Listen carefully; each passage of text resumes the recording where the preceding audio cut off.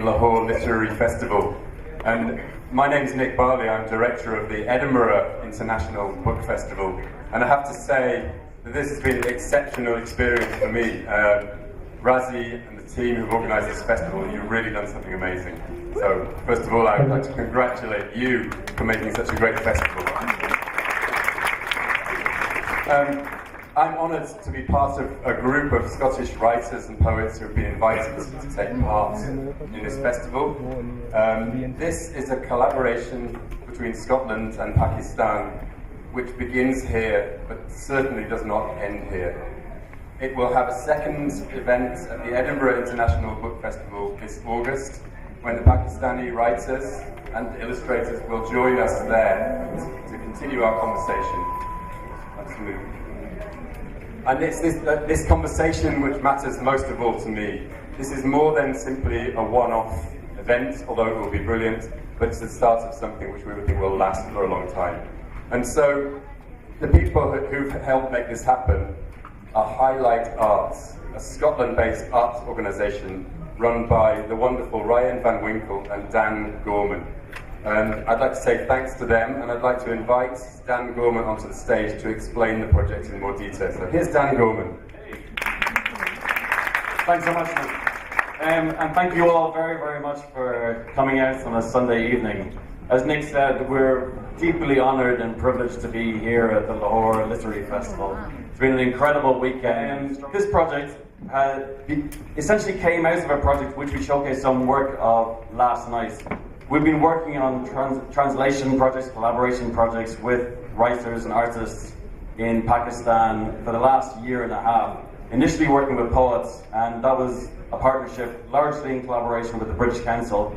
So we're very, very thankful to them, and a special mention to Abdullah Qureshi, who's here, and Sumbul Khan, who've been extremely supportive all throughout the process. So thank you very much to them. About 4 days ago, we brought together a storyteller from Lahore with a storyteller from Scotland, and an illustrator from Lahore with an illustrator from Scotland. And they asked us what we were trying to do and what we wanted them to do. And we said, do whatever you want. And then we sat around with blank expressions for a little while, and then we came together with some beautiful ideas.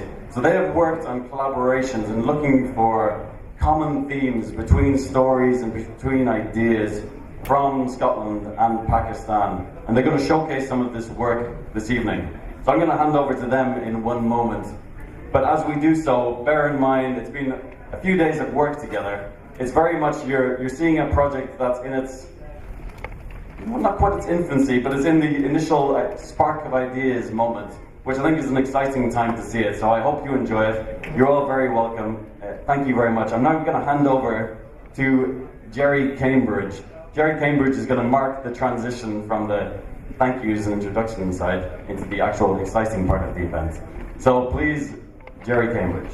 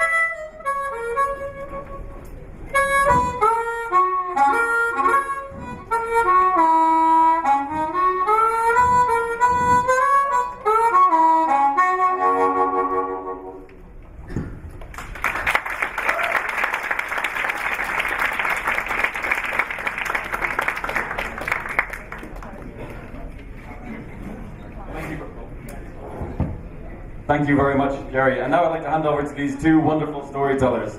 This is Mujahid Eshai from Lahore. And Ian Stephen from the Outer Hebrides in Scotland. So Mujahid, if you'd like to tell us what you've been up to.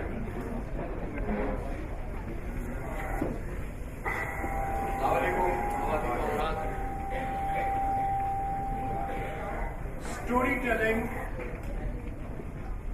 and book reading.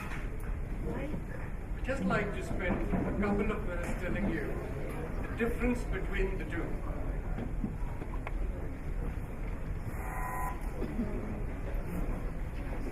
क्योंकि दोनों चीजें जो हैं वो एक जैसी नहीं हैं।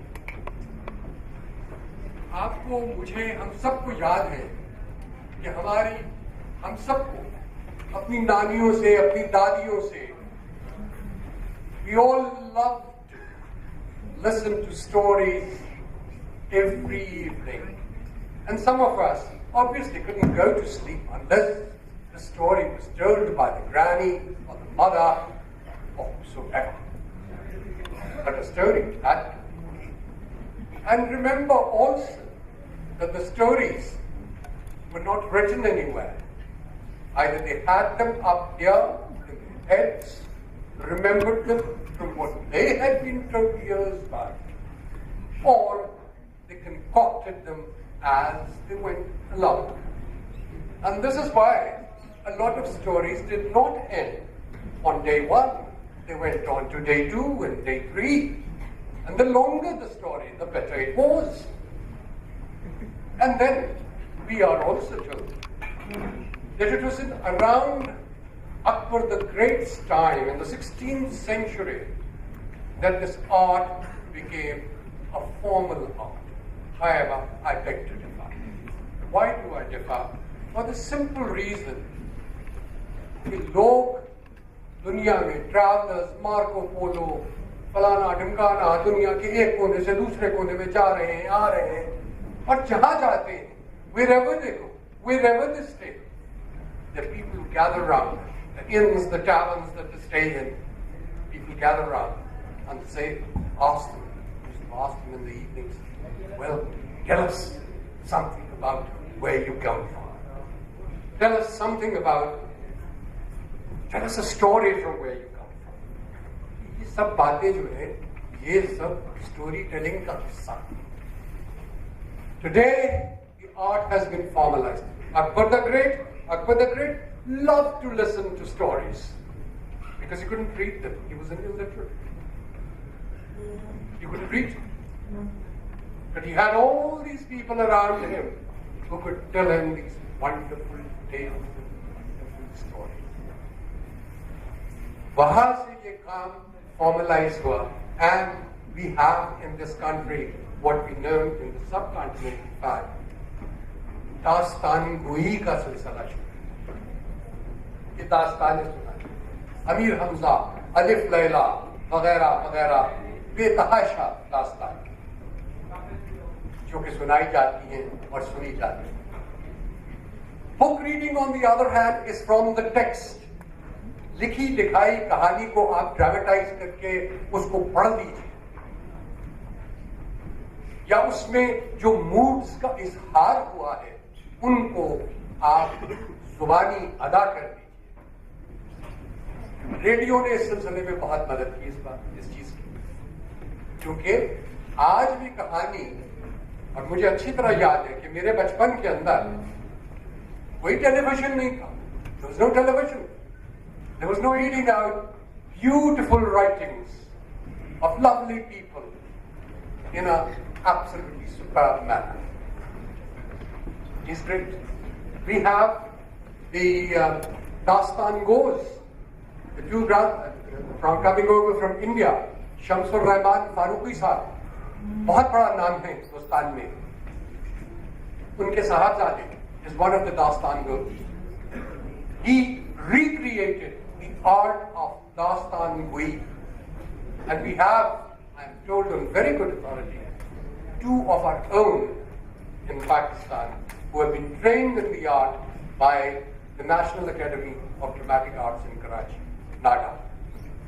So there we are, a small gist of what book reading is and what storytelling is about. No more of the time. I will now hand over to my good friend Ian so that we can actually get into those thrilling tales that he has to tell us. Ian.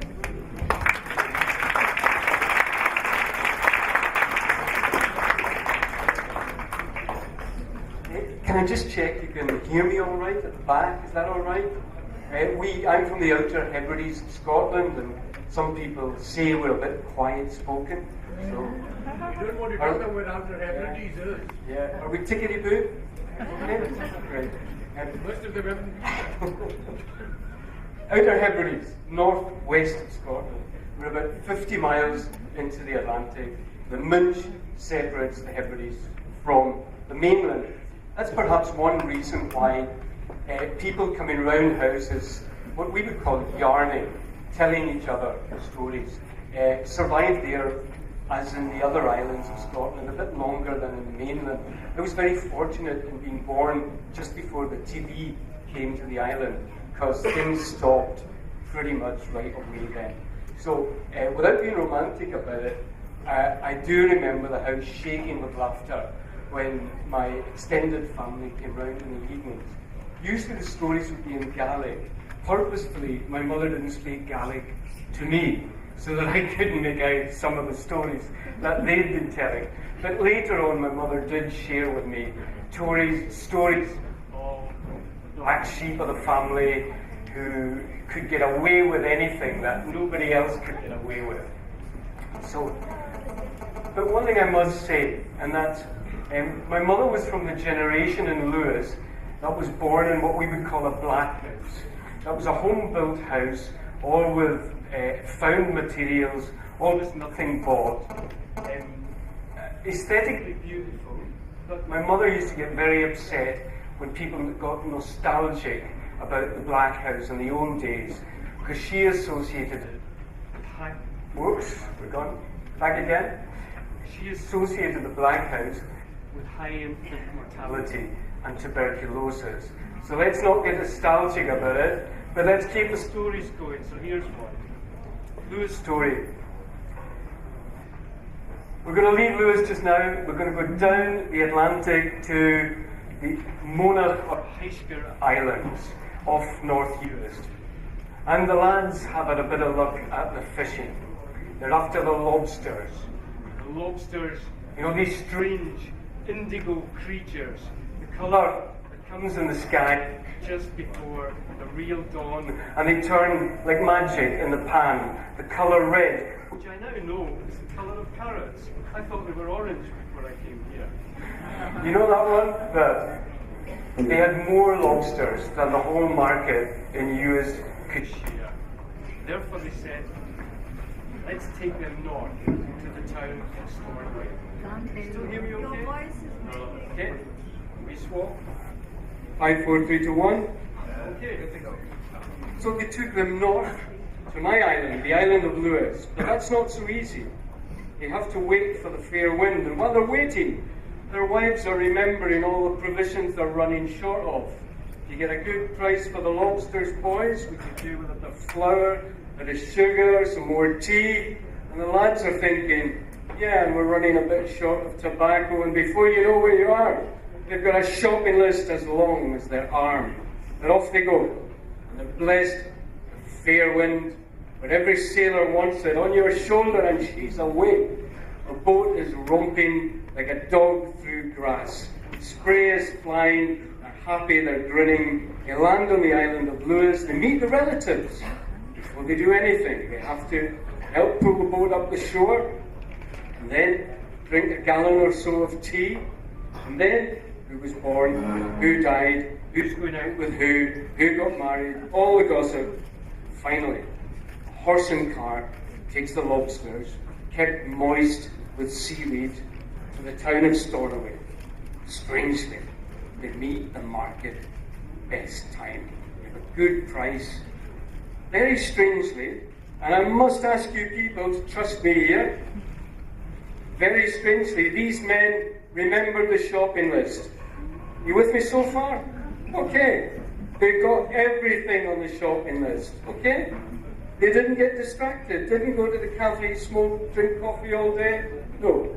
They got everything on the list and came back like good people on the horse and cart to meet their relatives for days and nights. It was drinking of tea, going from house to house. Because if you visit one set of cousins, you have to visit them all. Same here. Guessing, yeah? Okay. You're that full of scones or chapati. Hebridean chapati. So, there's one lad in the crew, and he's not moving from house to house. He's fallen under the spell of the dark eyes and the dark hair of a certain lady in the village. And the other lads are saying, come on, we've got to see so-and-so. But he's drawn back there as if he's lost his own free will, as if he's under a spell, and he's sitting under the spell of the dark-haired one. Finally, the skipper says, we can't wait any longer. The wind is right, we've got to be for home, and he just about has to pull this lad by the ear to get him back in the boat. But off they set. They haven't gone 5 minutes. The wind that was behind them comes right on their nose. It's a gale, and the boat is blown back to the beach. And they notice something they hadn't noticed before. There's an old woman doing her knitting, observing. And I must say, in the Hebrides, you can be a boy here about 70, 75, no problem. Boys, she says, you're having a little bit of trouble getting home. We are, they said. But I'm not surprised, she said, because that one has been spending a bit too much time with the black-haired one, and she doesn't want him out of her clutches. That's why the wind changed. Well, what can we do about that? Said the lads. She's maybe not the only one who can do something about the wind. Now, this is every sailor's dream, to have the wind you want. Will you sell us the wind? Oh, I might. So they gathered all the change they had left, and they said, would that be enough? I think that would do it, she said. She produced, after she dug in her petticoats, nothing more or less than a piece of string. How's that going to help us? It looked like a very expensive piece of string. And then they saw it was 3 knots. These were great sailors, but none of them had seen these knots before. What are we going to do with them? Well, she said, for sure, the wind will change again against you when you leave. That happens, untie the first knot. What about the second one? Oh, I know what you men are like, she said. You'll be happy for 5 minutes, and then you'll want the boat to go faster.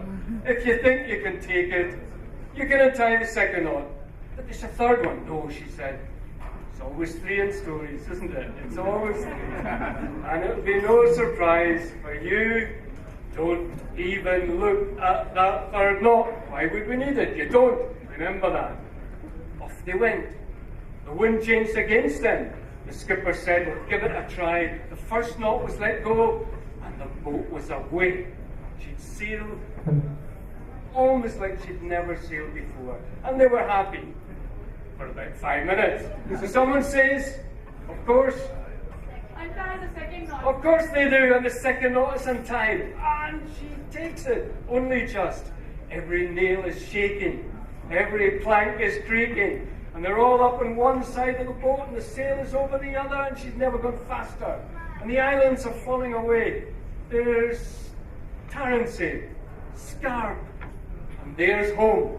And they're very nearly home. They're in the shadow of the land when somebody says, of course. And the skipper says, no, I promised her.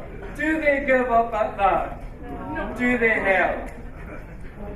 We thought we had a skipper. What do we have? We got a man who's frightened of an old woman from Lewis. We give him such a hard time. Sure enough, we're nearly home. What harm can it do? And the third knot is released.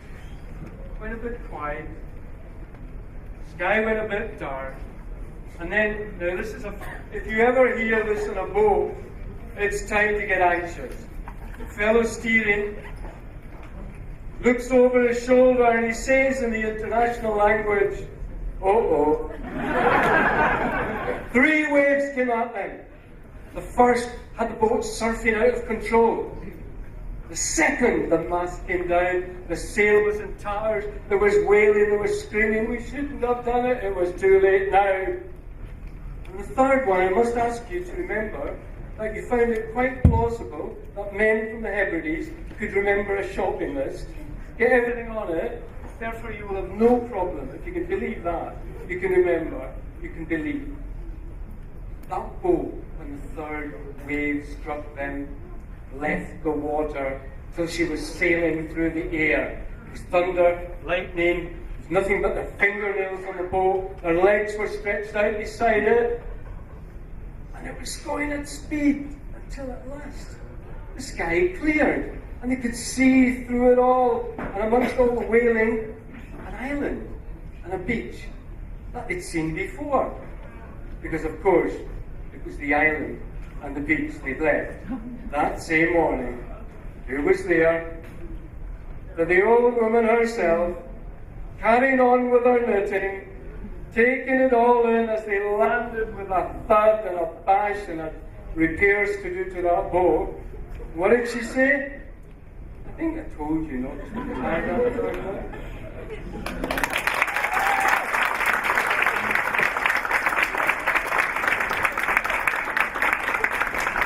Well done, Ian.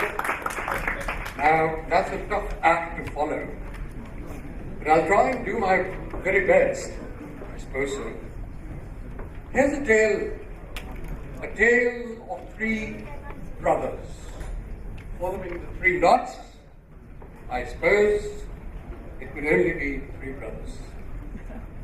Once upon a time, Hamara Tumhara Khudabach. Every story started with this. Hamara Tumhara Khudabach. Apna Badshah raha गिरेगा.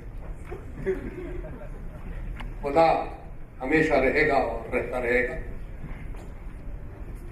Anyway, the story is about these 3 brothers, sons of a person who was getting on in years.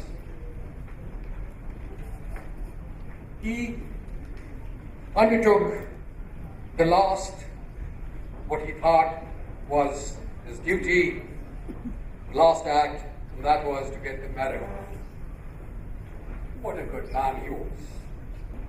Having done his duty, he then decided that it was time for him to go to those heavenly pastures up there. And so he did. The children, the 3 sons, once they were free of burying their father and all the rites that were to be observed, sat down to start their little chit-chat, a family discussion on how to divide up the assets that the man had just been laid under 20 feet of dirt, how those would be settled. The youngest of the 3 was a very naughty child. He was one of the trickiest, the wiliest of the 3. The elder 2 tried to explain to him how things were, how things would be done, but to no avail, because the younger one would always want his own way. The 2 brothers, the elder ones, got together and said, "We've got to do something about this.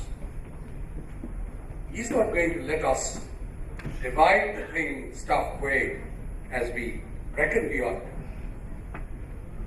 So they decided, they came up with a plan. The plan was to put this chap into a huge big sack, beat him up and throw him into the river and get done with it. So, the two elder brothers gave instructions for a big sack made out of cotton.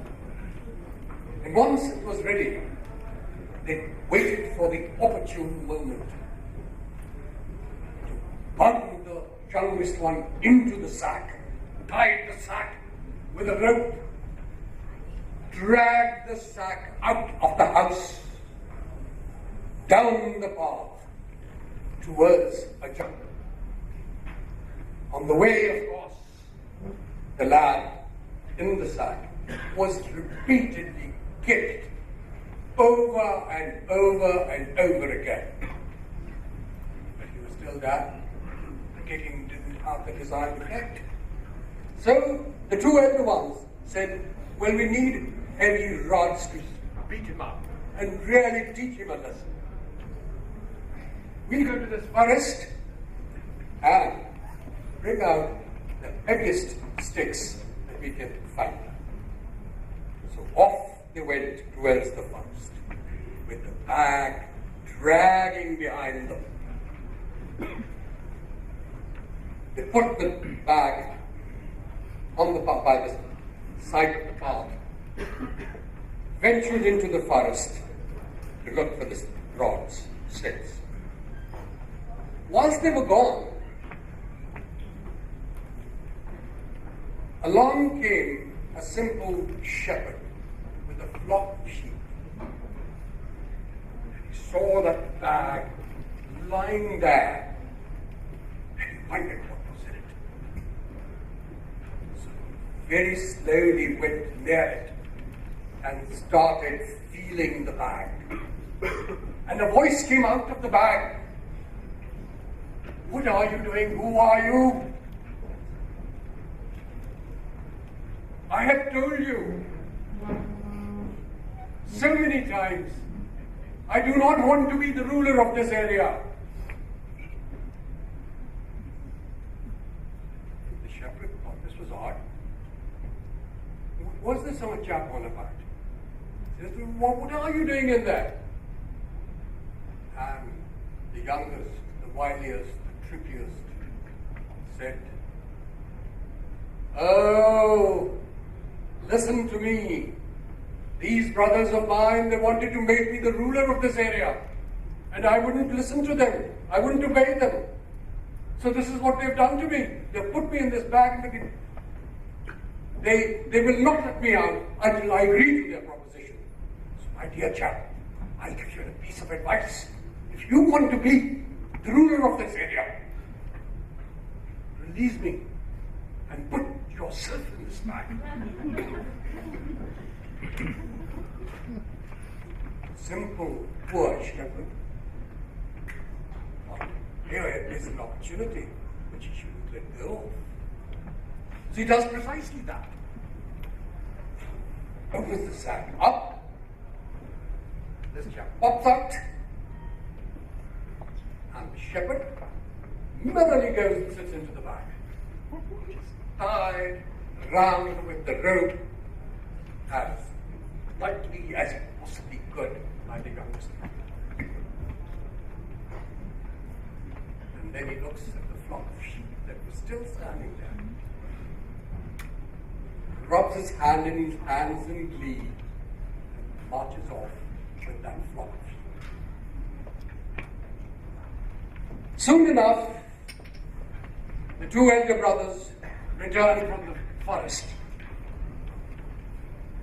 The bag is still lying there. So they start hitting the bag with the sticks that they had brought out, when they suddenly heard a strange voice coming out of the bag. Please don't hurt me, please don't hurt me. I agree to your offer of becoming the ruler of this area.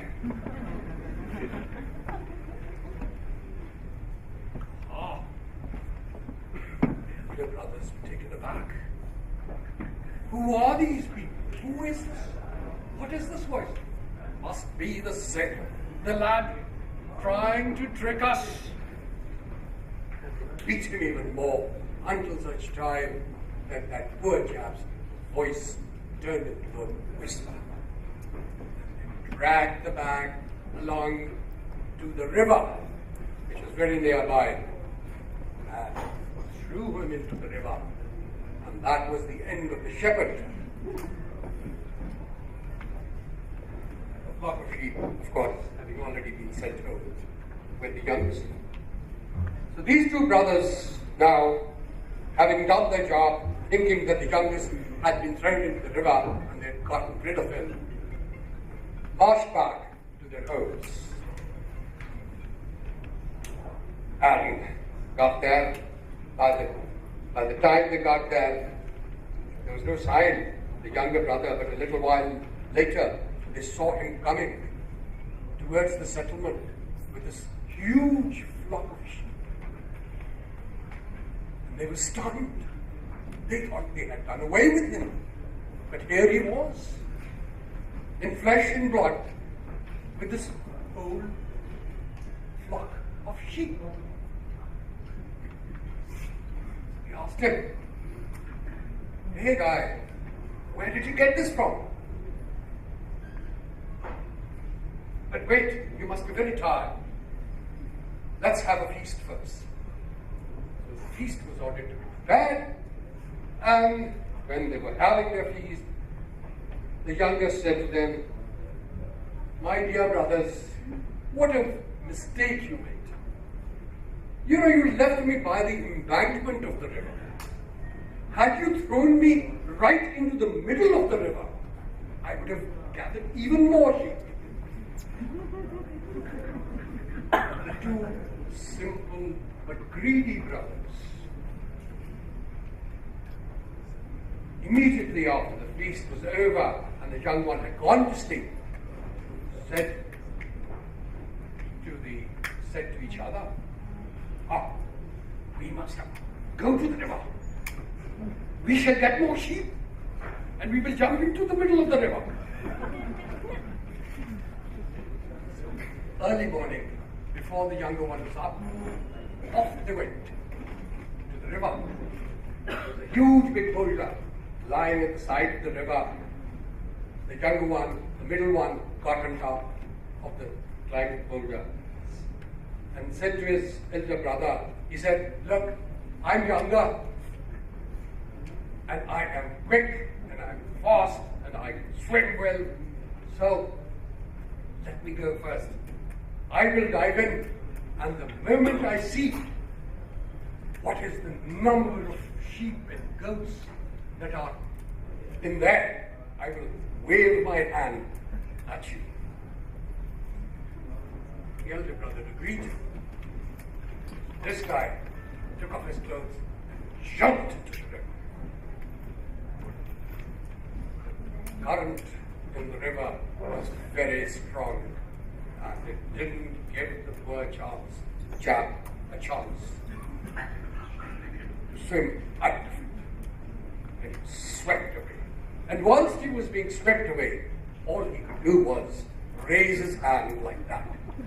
The elder one thought this was a sign for him. He had seen the reservoir of sheep and goat down there. So he had waved at him. So he also took off his clothes and jumped off the boulder into the middle of the river. He too was swept away, never to be found again. So that was the end of the two brothers. And when the young one got up that morning and waited and asked for where they were and that they didn't return, he finally decided that their wives should be also sent back. So he told them to get lost, as there was no room for them because the husbands were never going to come back. So wherever they went, the end of the story is that the younger one and his wife lived happily ever after with the flock of sheep.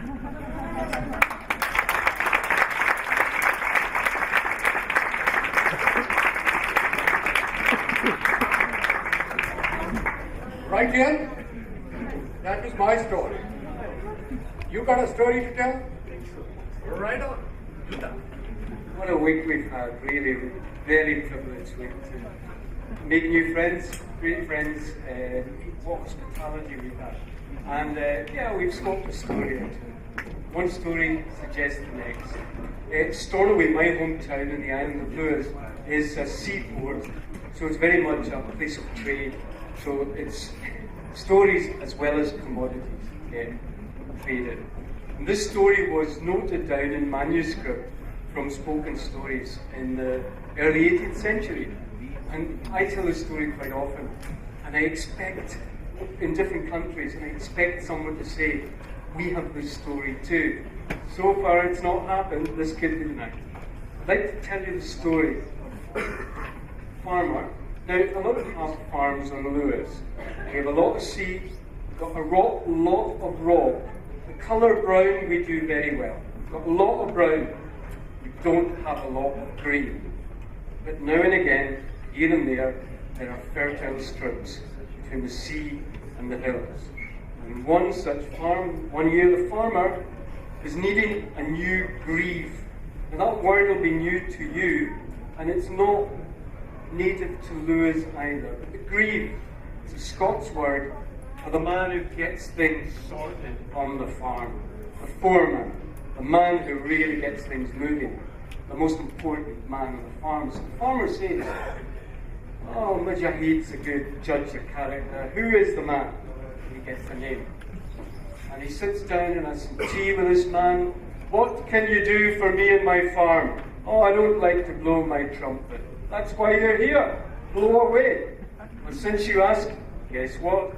There's 3 things I can do. What are they?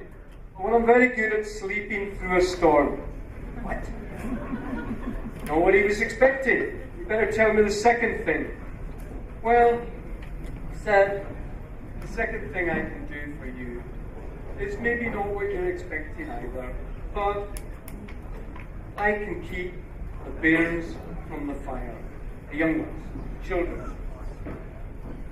It's woman's work. What's the third thing? Well, if you want a party, you're looking at the right man. I can gather everyone to a feast. You didn't understand, you thought, well, I'll hold him responsible. Can we give it a season and see how we get on? That'll suit me fine, says the greave. Now, the first job, of course, was the planting of the seed. And the new greave wasn't in a great hurry, and all the neighbours had theirs done, and the farmer was getting restless. But at last, the temperature was up on the ground, and it was moist, and the greave, later than everyone else, planted the corn. Now, have you ever heard a farmer say they've had a great year, the best ever? I don't think so. Not in Pakistan and not in Scotland. But it wasn't a bad one. And when it came to the harvest, the greave went all around the field and he had a good way with people. Now, that's a fine stalk of barley you made. Nothing wrong with your work. Don't be offended if I tie it down myself. I like to secure the knot myself. Now, that's a fine hay coil there, sir. As good as I've seen. Don't mind me. And he went personally round the whole harvest and secured it, every blade of the harvest, himself. That night, a storm came off the Atlantic, swept through Colonies. Everyone was round trying to hold their roofs on, trying to salvage their harvest. And I say everyone, of course, everyone but one. Where's the greave? He's in his bed. Is the farmer happy? No. He's banging at the door. Am I paying you to lie in your bed when our harvest is at risk? Have you had a look at my harvest? Said the greave. When the farmer went down the field, there wasn't one blade of the harvest disturbed. What did he say he could do? And now you know why. Well, the second thing was the cutting of fuel. We cut peat or turf for fuel. And it's a pretty important business. And it's quite easy to cut peat. It needs a sharp iron. Somebody cutting, somebody lifting. What's difficult is handling this razor-sharp iron at the same time as discussing philosophy and everything else you're not supposed to discuss at home. That's what happened to my finger here. I was told I had to think of a different story every time, you know, what happened to the rest of it. Convenient visually. So peat cutting is going on, and the peat's coming out like moist slabs of gingerbread, neat and tidy. The work is going well, everybody's laughing. They're ready at the same time as everybody else is. On the night, they bring them home. Do you have this phrase, a lazy wind? It's too lazy to go round you. It goes through your bones. That kind of a wind. And somebody said, just these peats, throw a few of them on the fire. The heat that came off them. Everyone's pulling their chairs back from the fire, and then the farmer notices the children that have been toasting their noses right up to the fire also moved back. And then he remembered, what did he say he could do? Keep the children from the fire. There's more to this man than I thought. Now, at the end of the year, there was a table that was bending with produce. You know, every Lewis traditional item you could want. Sagaloo, there was brinjal, chapatis, you know, just everything you could possibly want, naan, the law, you know. But the farmer said, I'll take you at your word now.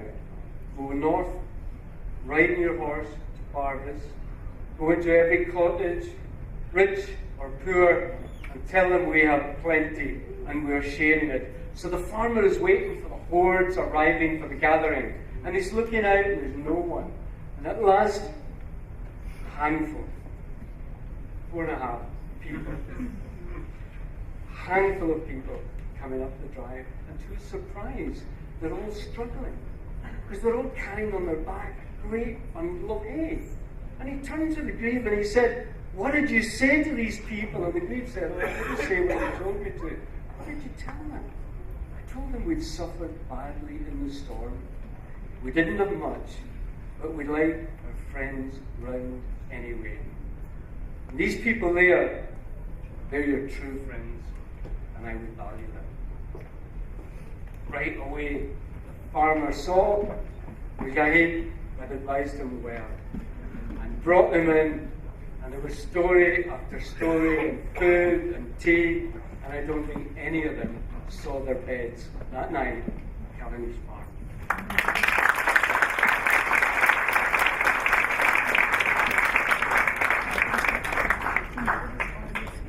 Very good. The grief and the rest. Now, ladies and gentlemen, you know, this area of ours, the subcontinent of ours, in fact, this entire area is full of ballads and tales and legends and jinns and demons and witches and kings and queens and whatever else. Tales and tales and tales about them. Yes, but the tale that I'm going to tell you now is about Molero. I am Magarmacha. It comes out of Sindh. It is about a fisherman and a great big whale. I thought fishermen and whales were off the coast of Scotland, somewhere off and near outer Hebrides. But no, we have them here off the coast of Karachi. But Karachi in those days was not Karachi, it was called Kolachi. It was a fishing village, and there in that village lived this fisherman who had 3 sons.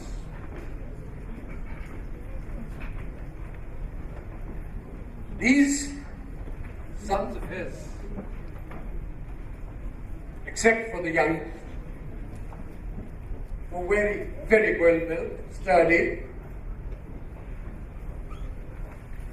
and they would go, so they would go fishing. The youngest one couldn't be taken to fish because he was handicapped.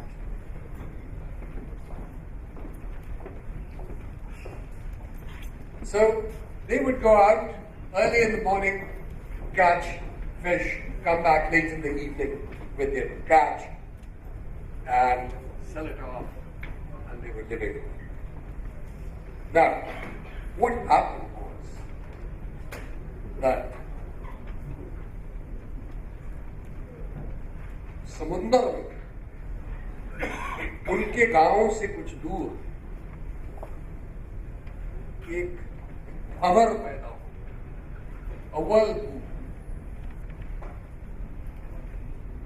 was to be found in sea, some miles out of their village. In the sea. There was another village about 60 miles from there, which was known as Somniani Beach, which we call Somniani Beach now. 60 miles out of Karachi, as of date. And there in that fishing village lived a fisherman called Abu Hayo. And Abu Hayo had 6 sons.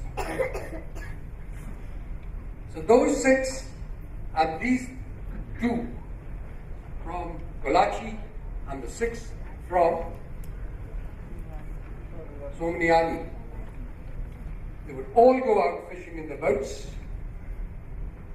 But one day when they went out and hadn't come back till at all that day or the next day, everybody got extremely worried as to what had happened to them. So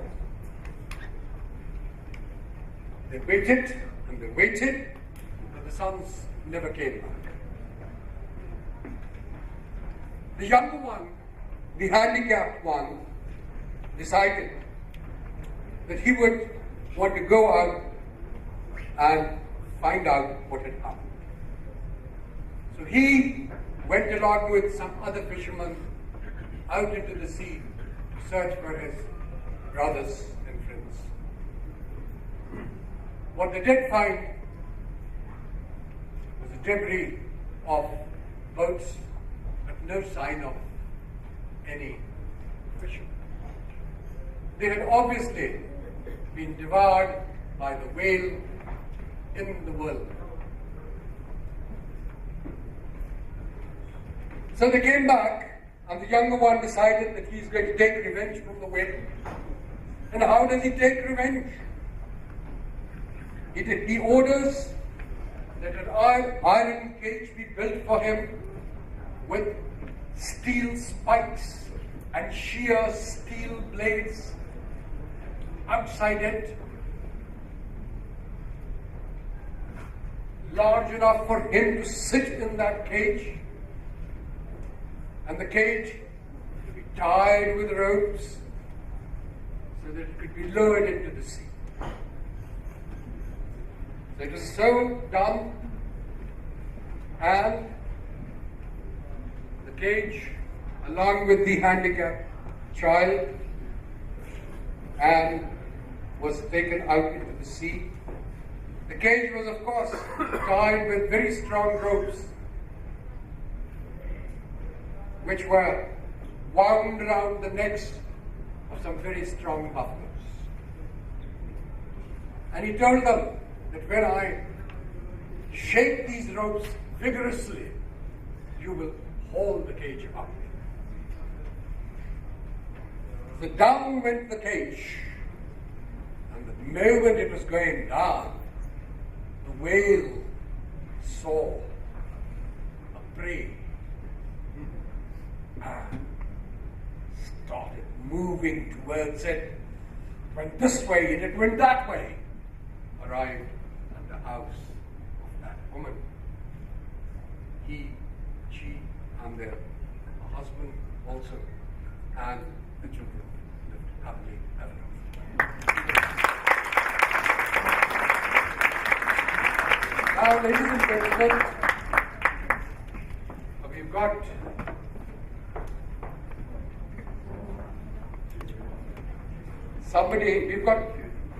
somebody that you must meet. So, over to you. A huge thank you to Mujahid, Eshai, and Ian Stephen for the incredible work. Now, you may have noticed on the side of the stage, we've had these moving illustrations going all the way through these talks, and these were also part of this collaboration. So they've been working very hard behind the scenes, but I'd like to invite up Mehreen, Fatima, Kate Leiper, who've been doing this work through this week.